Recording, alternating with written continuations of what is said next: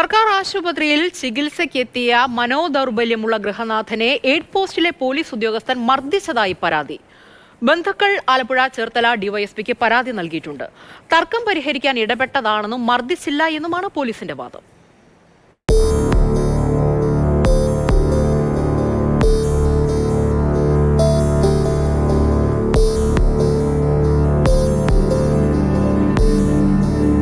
കണ്ണിന്റെ ചികിത്സയ്ക്കാണ് മായിത്തറ സ്വദേശി തുറവൂർ താലൂക്ക് ആശുപത്രിയിൽ എത്തിയത്.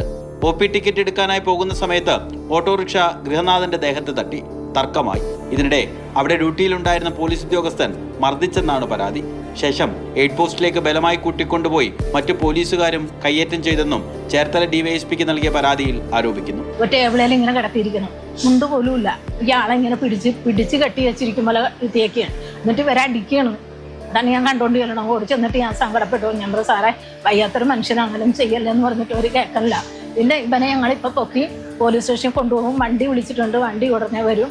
അവൻ ഇപ്പൊ തന്നെ പൊക്കി കൊണ്ടുപോകുന്നതിന് ബാക്കി ഇവൻ അവിടെ ചെന്നിട്ട് അടിക്കും ഞങ്ങളെന്ന് പറഞ്ഞു. ഓട്ടോ ഡ്രൈവറുമായി ഉണ്ടായ തർക്കം പരിഹരിക്കാൻ ഇടപെട്ടിരുന്നുവെന്നും എന്നാൽ മർദ്ദിച്ചില്ലെന്നുമാണ് പോലീസ് ഉദ്യോഗസ്ഥരുടെ വിശദീകരണം.